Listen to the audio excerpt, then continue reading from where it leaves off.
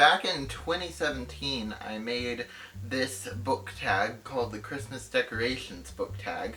I was very proud of it. I thought that I came up with some good questions. I thought I would revisit it today because that's a fun thing to do.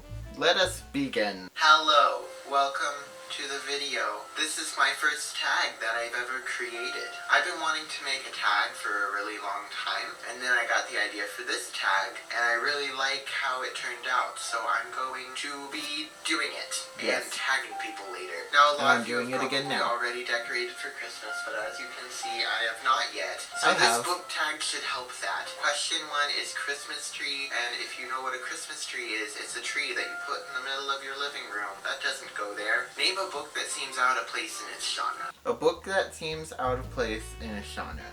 I don't have my bookshelves here. I can't see. I need visuals. What have I read since 2017 that seems out of place in its genre? I cannot think without my bookshelves. We do love Goodreads, don't we? Let us check the Goodreads and see what books exist in the world, because I obviously don't know. Frankenstein by Mary Shelley. That's a pretty good one because I think it's supposed to be science fiction-y, and I didn't think that it was very science fiction-y. I thought it seemed a lot more fantasy-ish. I don't know for sure that it's labeled as science fiction-y though. Question 2 is so my last question was also about science fiction. Rainbow, colorful Christmas light people, or if you're the white lights kind of people. I like the pretty colors. So the question for this is find a book that has all the colors of the rainbow on it. Red, yellow, orange, blue, green, purple, pink. And then find another book that is mostly white. I have to go to the shelves. Okay, I have returned. It has occurred to me that I might end up picking the same books I picked last time because I didn't sit here and watch it long enough. So I tried to pick books that I don't think I had since 2017. For my all white book, it's not all white, but it's mostly white. The Wolf Wilder, I don't remember getting this. Actually, I do. And then for the book with all the colors, I got Love, Sugar, Magic. Most of it is like various shades of red, orange, yellow, pink, and purple. And then the title right here is like teal, so it's sort of both green and blue.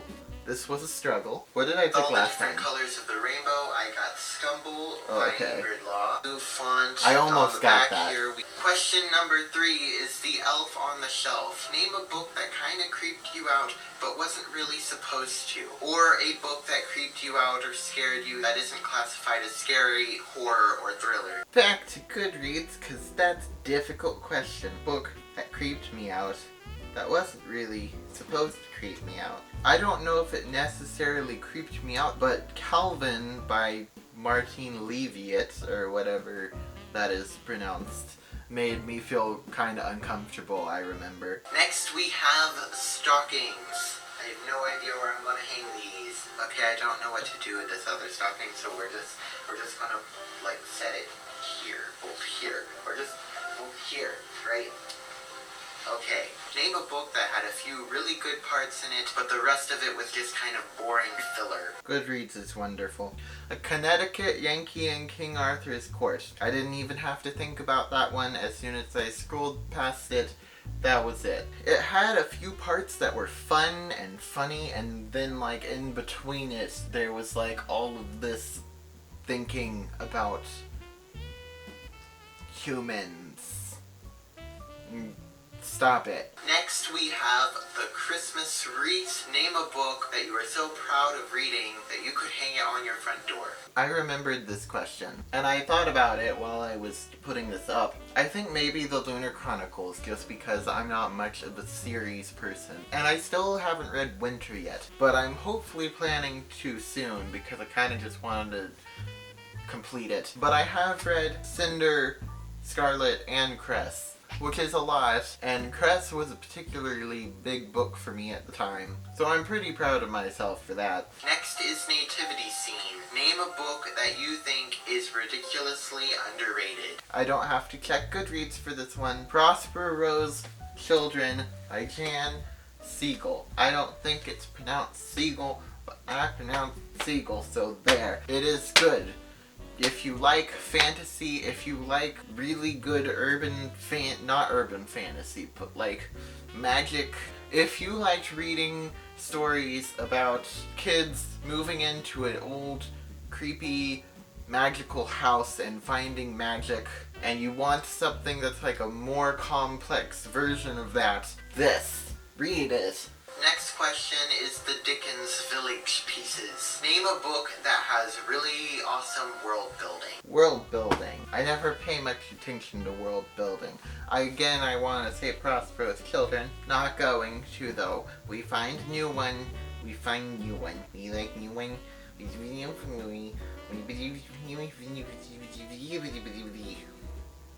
World building. The Lunar Chronicles is good world building too, but we're not gonna say that one because we're going to say Howl's Moving Castle. I liked the world in that one. I don't know if it's good world building, but I liked the world building nevertheless. That is actually... Yeah. The next question is fake snow, and I was going to make a joke about living in Alabama and the likelihood of getting snow, but we actually got a ton of snow yesterday, so... I remember that. Irrelevant. Our actual fake snow goes with our Dickens pieces that we haven't gotten out yet, so this is going to have to do. I'm going to have to clean all this up later. Here's some snow. Wait, what's a book that seemed to be a ripoff of another book? You know what? I love Sugar Magic, but there have been quite a lot of books about kids realizing that their family are magical. I'm like 90% sure Wizards of Waverly Place inspired this.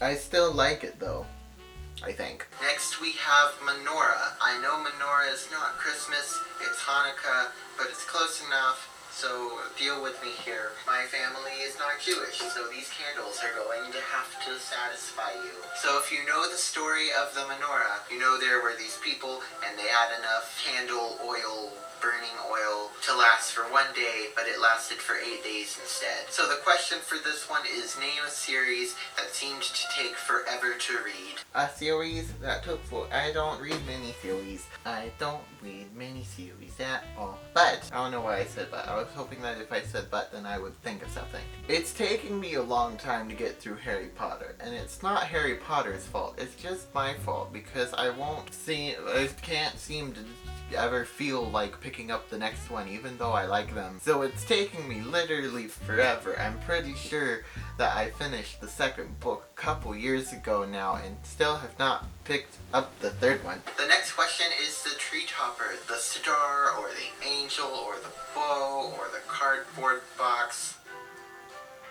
What is the crown jewel of your book collection? The crown jewel, I have all 3 Savvy books, and all of them are signed and personalized by the author. Definitely the best thing ever. This is an emergency. I cannot find Thomas anywhere. How am I supposed to do an outro without Thomas? Thomas? He's gone. He's disappeared. This will have to do. How am I supposed to film an outro without Thomas? Thank you for watching. Like, subscribe, do all of those things, and if you see this wolf mask, please contact your authorities and me. We must find him. Find him.